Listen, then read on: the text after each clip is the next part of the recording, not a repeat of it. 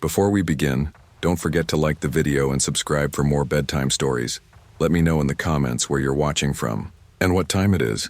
And if there's a story you'd like to hear next, I'd love to know that too. The night my father died didn't feel special at first. It felt like every other closing shift at Taco Bell. Same buzzing fryer, same greasy smell mixed with old mop water, same tired silence you only feel after 10 p.m. when the world outside starts turning into something else. I never thought a place like Taco Bell would become the last memory I'd ever have with him. A routine that felt safe. My dad worked part-time there to support us. Not because he loved it, but because he loved us. He'd always say, "The food on the table is food on the table, son. Pride doesn't pay bills." I admired that. I worked alongside him and my cousin every weekend.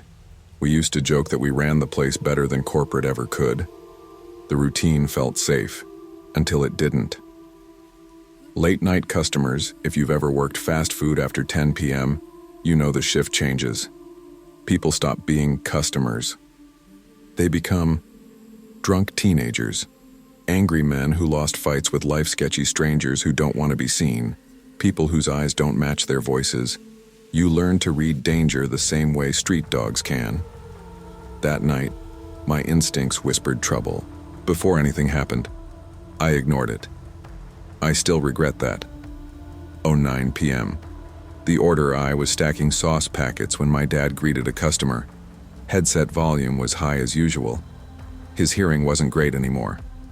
"Welcome to Taco Bell. Go ahead. With your order." There was a delay. A long silence like the person was thinking too hard. Then a voice came through. Firm, low, slow, like each word was weighed before being spoken. 4 tacos, extra sauce, 2 Cokes. It wasn't the words, it was the tone. It wasn't emotional. It wasn't irritated, it wasn't tired, it was empty. People don't talk like that unless they're used to being listened to, or feared.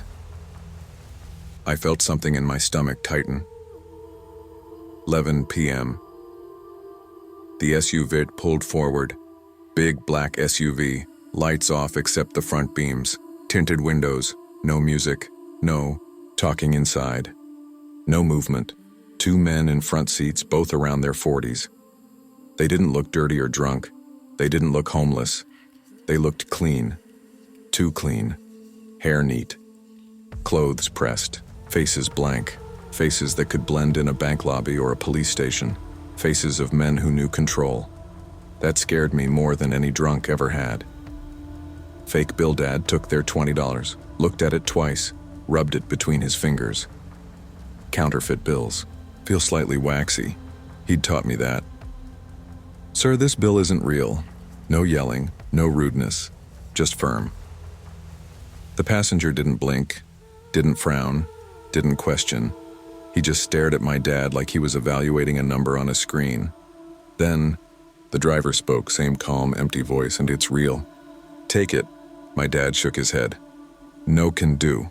You know the rules." He tried to keep it light, but I heard tension creeping in. I saw the driver's jaw clench, just once, like a switch flipping. The change most angry customers argue louder, or curse. These men didn't. Their silence was worse. The driver leaned closer to the window, voice dropping lower but never raising volume. "Give us the food." Dad leaned back. Even he felt it. That wrongness, that danger humming in the air like a live wire. "Not until you pay properly. Please move on." That "please" was his last peace offering. After that, things snapped. The move was abrupt. Practiced. The driver shoved the bill back at him and lunged halfway through the window. Not sloppy, not drunk fast. Calculated, a flash of metal, a knife. My dad stumbled, tried to slam the window shut. "Sir, stop." The man didn't shout, he didn't curse, he whispered through clenched teeth, "Give us the food."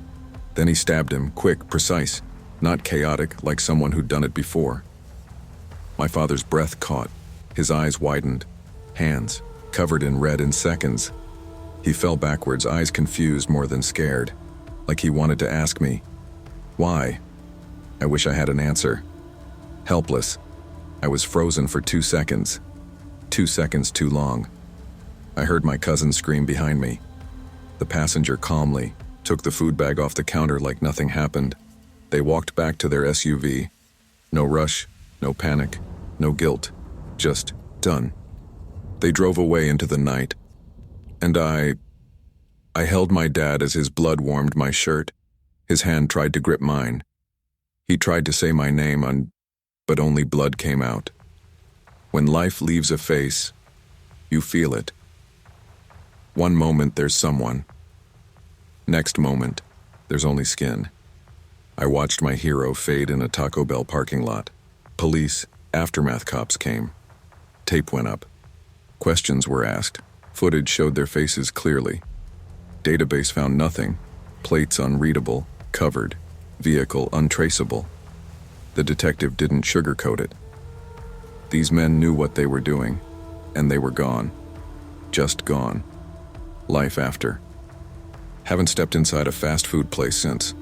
Not because of the food, because drive-thru windows scare me now, because the headset beep sounds like a gun cocking, because every deep, calm voice feels like a threat. People think horror is monsters and ghosts. No. Real horror is watching someone you love die because 2 men wanted tacos for free. Real horror is knowing justice won't come. Real horror is cowardice, the feeling of being frozen while the world ends in front of you. I lost my father for $20 and 4 tacos, and I still hear his headset beep in my nightmares. I've been working night shift at a Taco Bell in Atlanta for 3 years. In the daytime, Taco Bell is loud. Buzzing fryers, laughing customers, the chaotic rush of orders stacking up. But at night turns everything hollow. The neon purple sign outside flickers against an empty parking lot, and the restaurant feels like a forgotten island surrounded by darkness and cold air. Most nights, I clean more than I cook. Mop the floors, restock the sauces. Watch the clock move painfully slow. You get used to boredom. You never get used to fear. His first night didn't seem special, just another creepy customer. Tall, thin, hood tight around his face like he didn't want the world to see him. His eyes, God, those eyes. Wide, constantly moving, like he was looking past me, into me. He didn't order anything, just stared at me for a full minute. Give me some free tacos. His voice was so quiet at first I thought I imagined it. I'm a loyal customer. Loyal customers get free food. No, sir, I said. We can't do that. He didn't blink. Didn't even breathe loud, just stared. Finally, he laughed under his breath, a slow, choking sound, and walked out. I didn't think much of it. Until the next night, and the night after, and the night after. Every night at 10:57 p.m., same time, he walked in. He never waited in line, never looked at the menu, never sat. He just stood there staring, demanding, free tacos, give me tacos. December brought snow, heavy, quiet, smothering snow, the kind that absorbs every sound, leaving the world dead and still. And every night, like he was programmed, he arrived. Sometimes he would tap the counter with one finger, slowly, rhythmically, eyes never moving. Sometimes he whispered to himself like he was arguing with invisible voices. Sometimes his smile stretched too wide, unnatural, forced, trembling like he was barely holding something inside him back. And each night, I forced a shaky laugh, pretended not to be afraid. When he walked out, I always felt like he didn't actually leave, like he was still inside, hiding just out of sight. Our manager told us to park far from the building when closing. So no one hides near your car, he'd say, half joking. But every night when that shift ended and the lights dimmed, that empty lot felt like a graveyard. The wind would whistle through the sign. Snow would crunch under my shoes. And every shadow felt like him, lurking, waiting.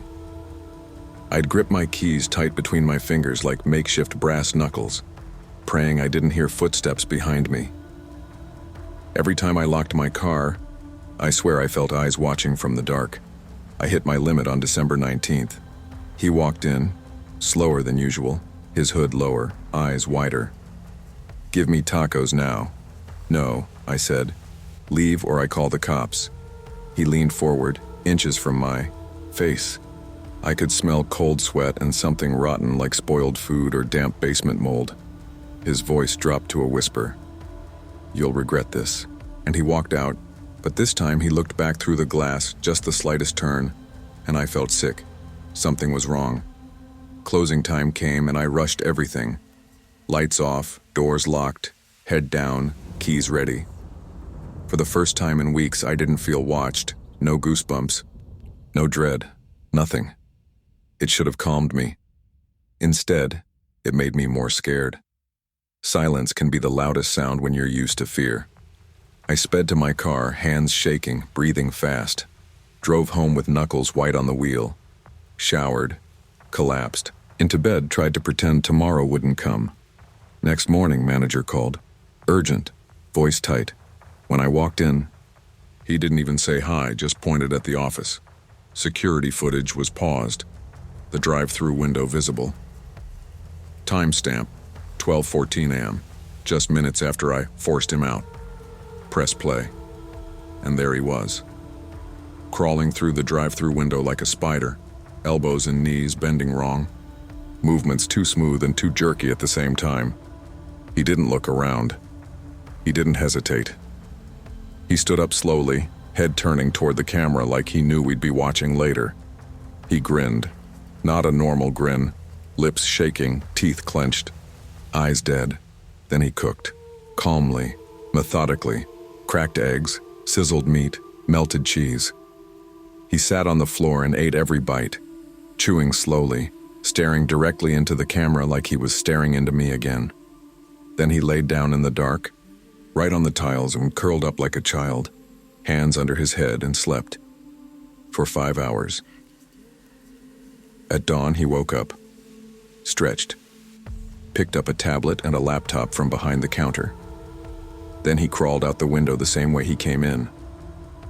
My manager froze the screen as he lifted himself through the window frame. Timestamp, 10:59 p.m., 2 minutes before he first walked inside to demand tacos that night, which means he didn't arrive, then sneak in. He was already inside, hiding, watching me, waiting until closing. When I turned off lights, when I counted the register, when I walked out alone, he was already inside the building, breathing quietly in the shadows, feet away from me. I didn't feel watched that night, because he wasn't watching from outside, he was behind me. The drive-through window has an automatic lock now. Police never found him. And even months later, every time I turn off those lights, my stomach knots. Every sound in the dark makes me jump. Every shadow looks like a hooded figure in the corner of my eye. Sometimes at night, out in the parking lot, I swear I hear that whisper behind me. "Give me tacos." And I walk a little faster, and I never, ever look back. When most people think of Taco Bell, they imagine late-night cravings, teenagers laughing in drive-through lines, spilled soda on plastic tables. Not fear. But back then, working the night shift with my dad and my cousin, we learned the truth. Hunger isn't human. We ran that store like a family operation because it was. My dad was the night manager. My cousin and I handled prep, fryers, and drive-through. Even when the lobby closed at 10 p.m., the drive-through stayed open till 3 a.m., those late hours. That's when it visited. At first, it wasn't a haunting, just strange customers. The quiet customer, it started one Wednesday around 1:47 a.m. Drive-through was dead. Parking lot empty except for a single streetlight flickering. Then the headset beeped. "Welcome to Taco Bell," I said. "What can I get for you tonight?" Silence. I thought it disconnected. But then I heard breathing. Wet, heavy, like someone struggling to pull air from water. Then a voice, monotone, dragging like someone forcing words through a damaged throat. I'm still hungry. I froze. Hello? Can you repeat that? More breathing. Then the same words. Still hungry. I looked at the security monitor. No car, just darkness. Probably headset glitch, my cousin whispered, but his face was pale. Dad closed the window blinds. Ignore it, keep working. We tried, but 10 minutes later the headset beeped again. This time, whispering. Fast, layered voices, like several people talking at once. We ripped the headset off. That was the first night. The order that never went. Through 2 nights later, we got an order at 2:13 a.m. A man's voice, 1 beef chalupa, no lettuce, extra sauce. She's waiting. I punched it in. The screen blinked, froze, then glitched, item repeating nonstop. Chalupa, chalupa, chalupa, chalupa. I canceled it and looked at the monitor. Still no car. My cousin walked outside to check the speaker box. I watched him through the window, but halfway there, he stopped, stood completely still, looked toward the dumpster area like he saw something we couldn't. Bro, I yelled. You good? He didn't answer, just walked backwards, not turning, until he reached the door. His face was white. When I got close, he whispered. Someone whispered in my ear, right behind me, a woman. What did she say? His voice trembled. She said, "Don't let him leave again." We shut the drive-thru down early that night. Dad didn't argue. The closed lobby incident weeks passed. Things got worse. Kitchen, timers glitched. Fryers turned on by themselves. Bags fell off the prep line. Sometimes we heard crying in the lobby after closing. Soft, like someone mourning. One night, around 2:30 a.m., we heard the front door bang. Hard. No one should have been there. Cameras showed nothing but empty booths and napkin stands. Then, movement. A shadowy figure sitting at table 3. Head bowed, long hair covering their face.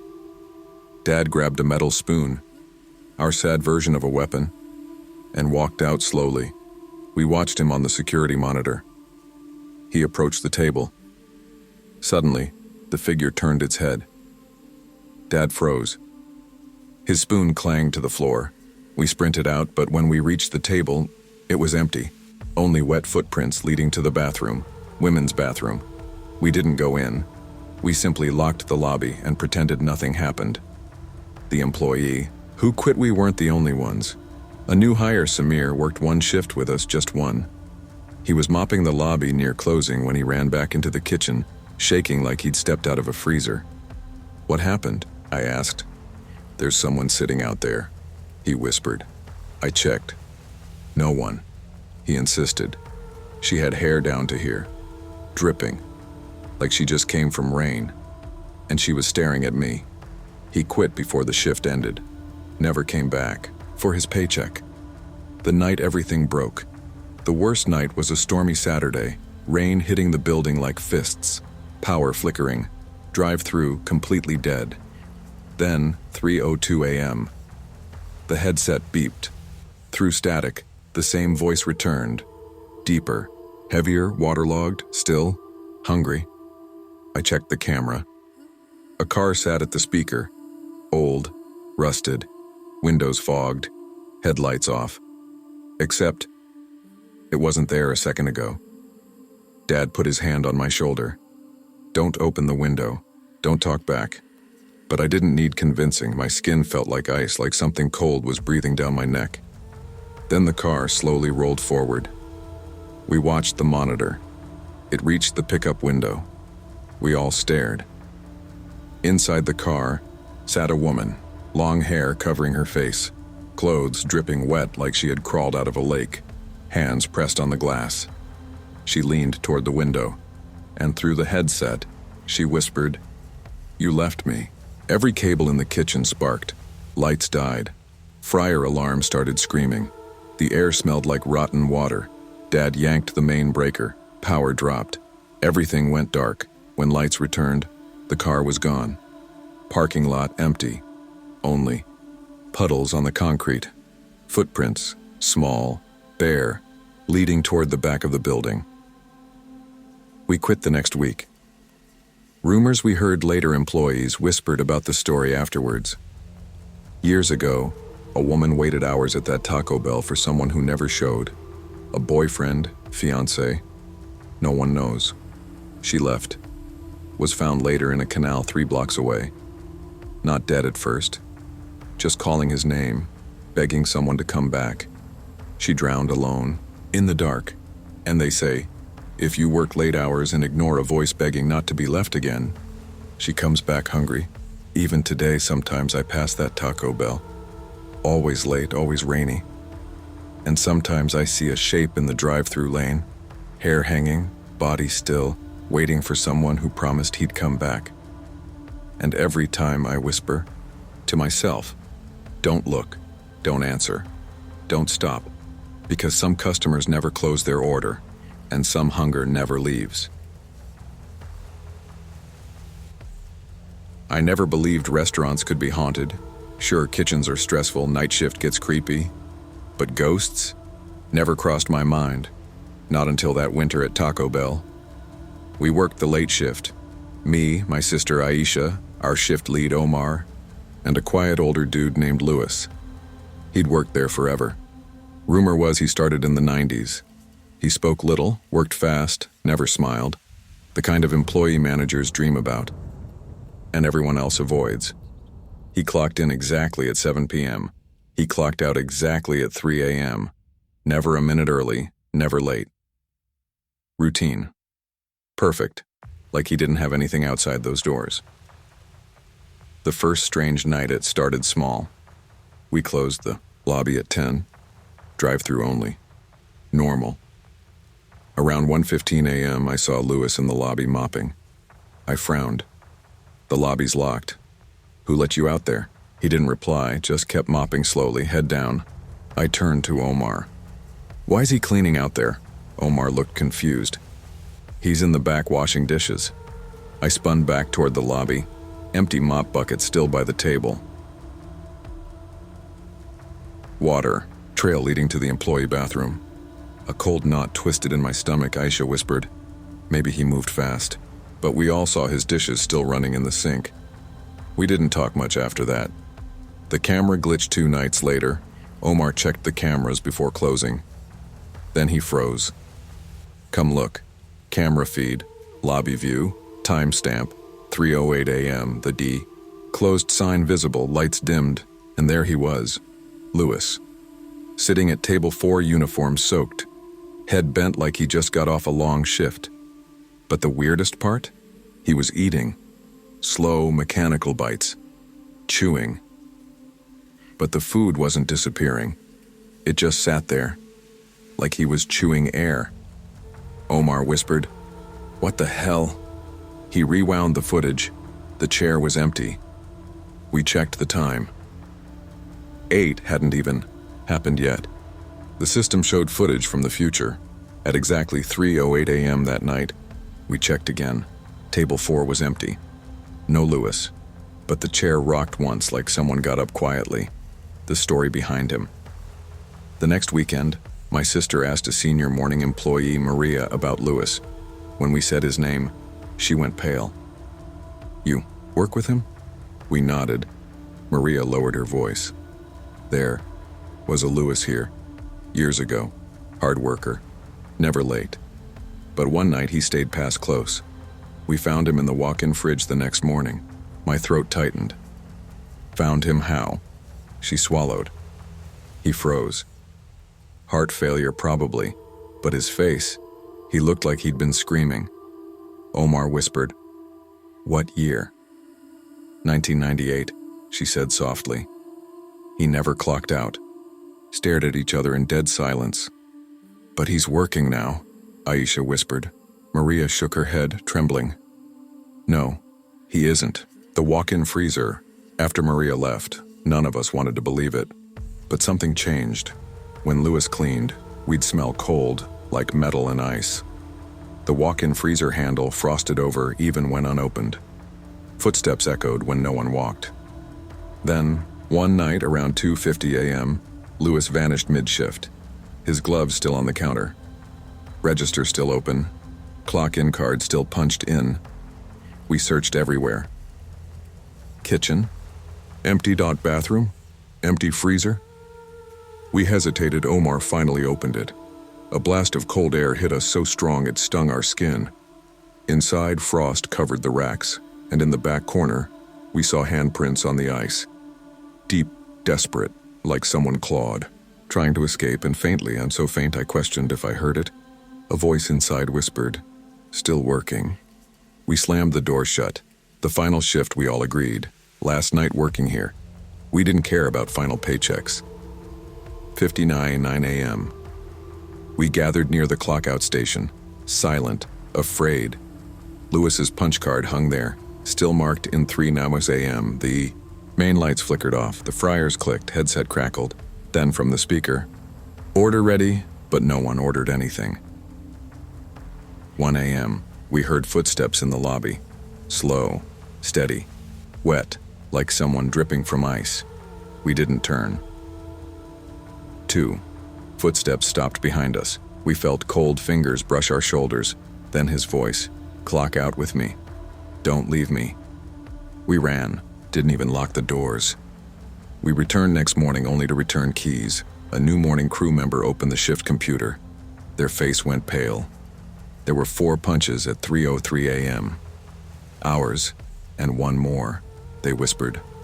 "Lewis, clock out 3:03 a.m.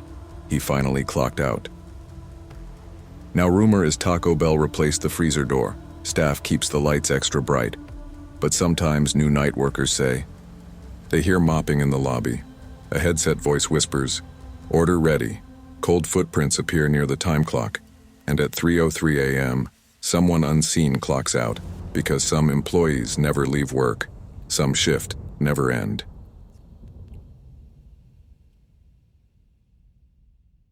People always assume the night shift is peaceful. Easy job, they say. No customers, no chaos. They don't know how silence can be louder than crowds. They don't know how dark corners feel alive after midnight. I learned all of that, the hard way. I used to work the 11 p.m., 7 a.m. shift at a grocery store. Just me, my supervisor Ravi, and the security guard Imran. The aisles were spotless, lights always slightly dim, a constant hum from the refrigerators, almost like breathing. Night shifts are supposed to feel empty, but after a few weeks I realized the store never felt empty. It felt like it was watching. The first whisper, it started around 2:30 a.m. I was restocking chips in aisle 9 when I heard footsteps, slow, dragging, as if someone was walking barefoot on linoleum. I thought it was Ravi doing rounds.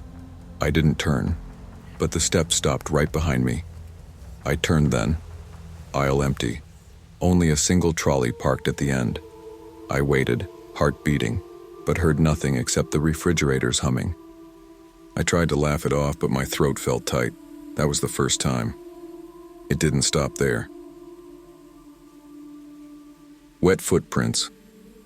3 nights later, I went to the back stockroom to get cartons. The air felt colder than usual, like a freezer door had been left open. Then I heard it again, whispering. Fast, urgent, like someone pleading or panicking. I followed the sound to the closed-off freezer storage, a dark corner no one used anymore. The temperature system had broken months ago. People joked it, felt cursed. I pushed open the half-rusted door and saw wet footprints on the concrete floor. Bare, small, almost like a woman's, leading into the old freezer room. There was no water source anywhere, no leak, just footprints. When I leaned in, a quiet voice whispered right beside my ear, "Don't. Leave me here." I jerked back, heart slamming in my chest. The stockroom lights flickered. I backed out slowly, keeping my eyes on the freezer door until I reached the main aisle. I didn't sleep when I got home. I just lay in bed, replaying it again and again. The security guard. Knows a week later, Imran, the security guard, looked terrible. Sleepless eyes, shaking hands. You heard it too, didn't you? He asked suddenly. I froze. What? He swallowed. Someone crying. In the back. I didn't answer. He continued, voice cracking. She followed me to the loading dock. I heard bare feet, slapping the floor behind me. My blood turned cold. She kept saying, he whispered, why did you leave me? I wanted to leave the store right then, but I needed money. Rent didn't care about ghosts. The first sight, it was 3:12 a.m. when I finally saw her. I was stacking juice boxes when the lights flickered again. They always flickered at that hour, like routine.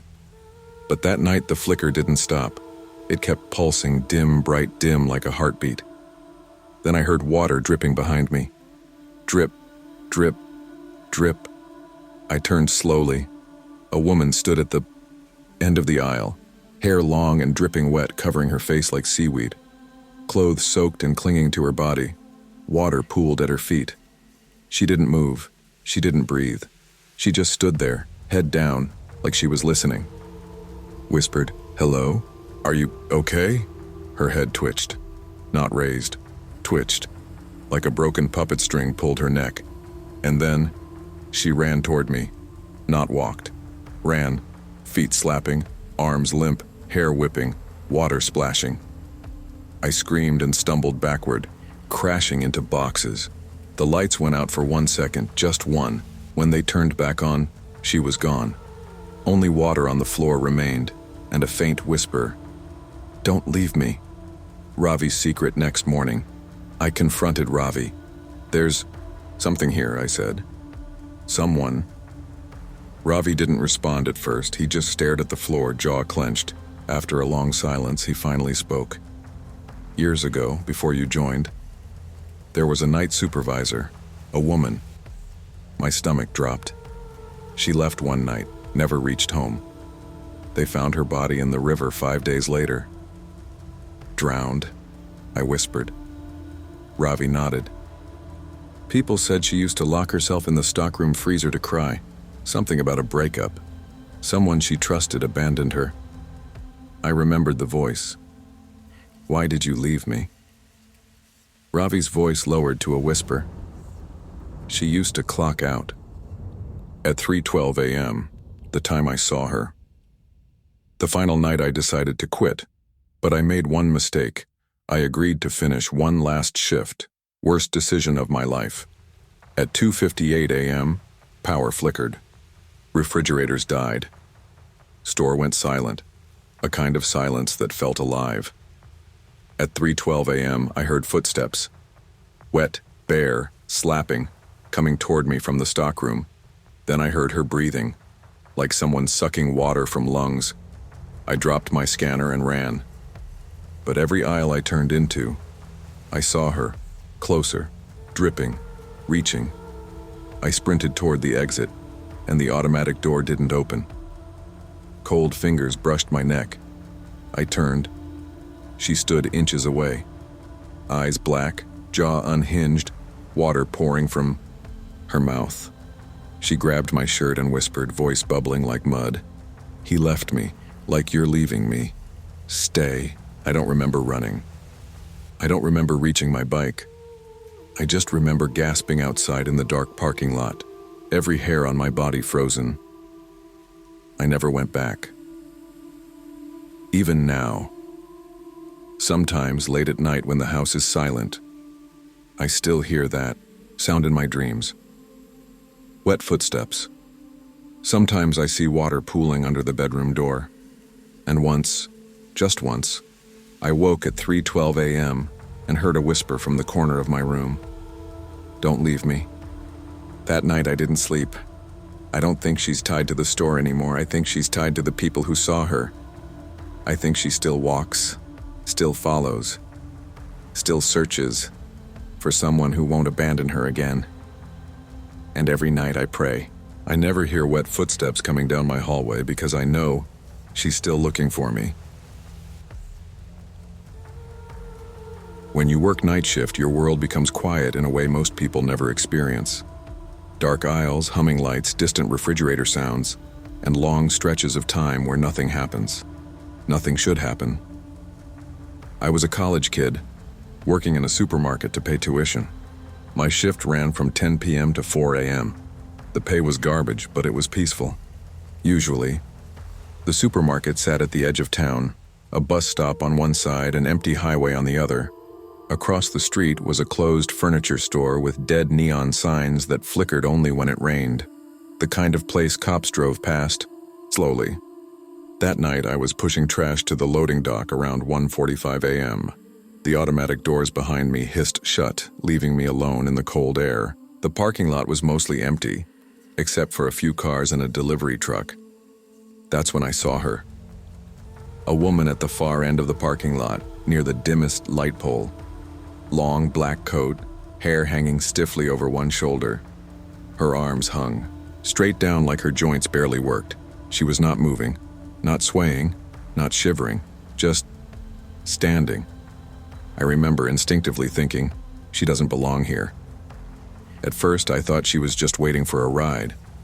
A weird posture, sure, but possible. But she wasn't looking at a phone or scanning for a car. She was staring directly at the automatic doors, at me. I kept pushing the bin, but the hairs on my neck rose. You know that deep primal alarm your body has? That something's off feeling? It hit me hard.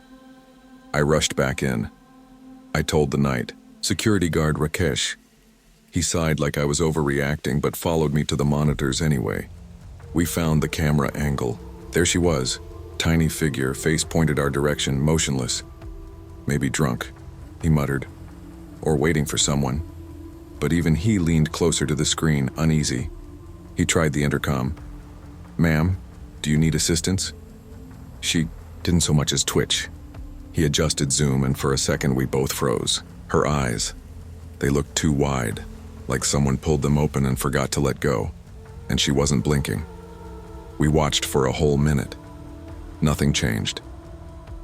At 2:05 a.m., a customer came in. Guy in a hoodie, tired face, headphones. The doors opened and he instinctively looked toward the lot. He froze mid-step. Then he slowly removed one earbud and whispered, "What is she doing?"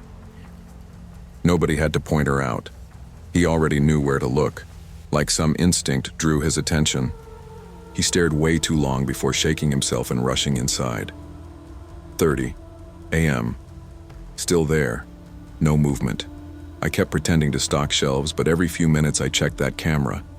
It felt like if I didn't watch her, she'd somehow come closer. Without being seen, humans shouldn't be that still. Around 3 a.m., Rakesh said, "I'll go check." His voice was steady, but his hands weren't. He stepped out with a flashlight. I watched through the glass doors. He approached slowly. Halfway across the lot, he called out. I couldn't hear what he said, but he raised his hand like he was approaching a frightened animal. Then he stopped. Abruptly. He didn't turn back at first. He stepped backward. Carefully. One step at a time. Like he was avoiding something dangerous. Then he walked fast back inside. He locked the door behind him. I had never seen him lock the doors before. His face was pale. He stared at the floor. "What?" I whispered. He swallowed hard. "She isn't breathing. She wasn't standing on the ground." My body went cold. We rushed to the monitor. The parking space was empty. Not empty like she'd walked away. Empty, like she had never been there. No walking shape, no leaving footage. One frame, woman. Next frame, nothing. We rewound it again and again. Same result, no glitch. She didn't walk off, didn't vanish behind a car. She simply ceased to exist between frames. Rakesh looked at me like he was trying to convince himself too. "I've seen drunk people, addicts, weirdos," he whispered. "That wasn't a person." For days, nobody wanted to take the trash out alone. Some said they saw a shadow near the lot. Others heard footsteps behind them but found nothing. Customers complained about feeling watched outside. 2 weeks later, a regular customer, an older lady, Badr, asked me quietly, "Have you seen the woman who stands in your parking lot at night? She used to wait by the bus station years ago, always staring." I asked what she meant. The lady leaned in. She died there, hit by a truck. They say her spine snapped. She couldn't stand properly. And her eyes. She paused. They say she was still staring when they found her. I didn't sleep that night, or the night after. I don't think about ghosts much, but some things don't need paranormal explanations. Some presence feels wrong enough that your body knows before. Your mind does. Sometimes something doesn't need to move to scare you. Sometimes silence is the loudest proof. And even today, years later, when I step into a quiet parking lot at night, I don't look too long into the shadows, because I'm terrified I'll see someone, standing perfectly still, watching. When you work night shifts, you learn to ignore weird things. Strange customers, random noises, lights flickering for no reason. But there's one night I can't forget, no matter how much time passes. I was working in a 24-hour supermarket during my first year after school. It wasn't a big city store, just a quiet neighborhood mart that mostly served delivery drivers, late-night students, and insomniacs. The store had 15 aisles. Aisle 14 was the cleaning supplies section. Detergents, brooms, buckets, all. That nothing special about it, until that night. 4:47 a.m. First sight, I was stocking shelves in the cold drink section when I saw movement in my peripheral vision. A tall man walked slowly past the aisle, heading deeper inside. He was wearing old-fashioned clothes, dark trousers, a button-up shirt, suspenders, like someone out of an old photo. His gait was stiff, like his joints didn't bend properly.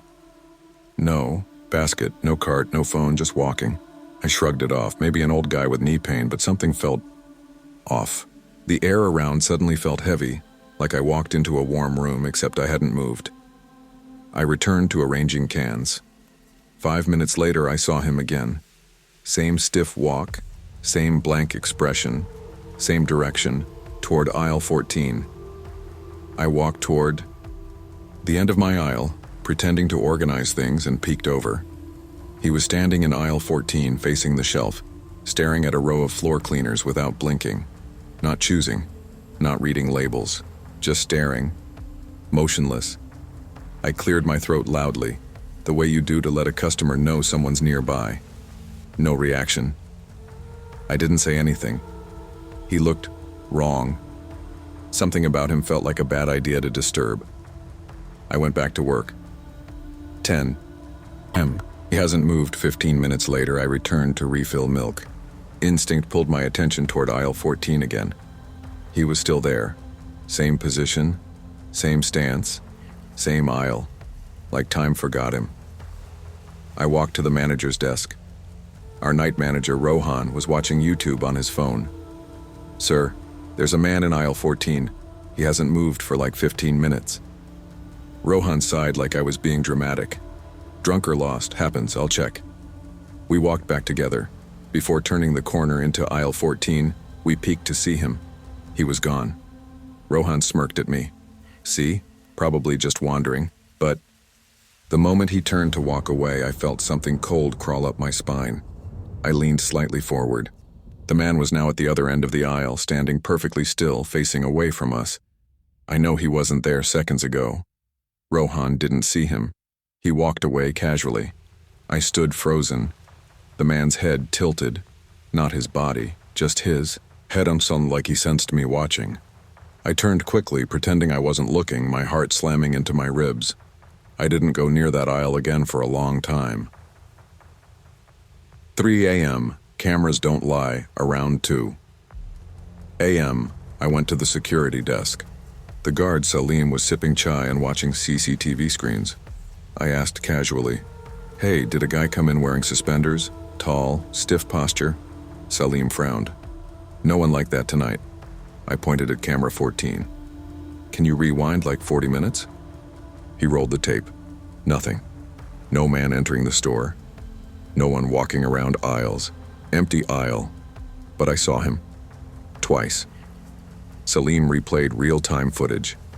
Aisle 14. Empty. Aisle 10. Empty. Entry gate. Empty. He chuckled. Night shifts playing with your mind?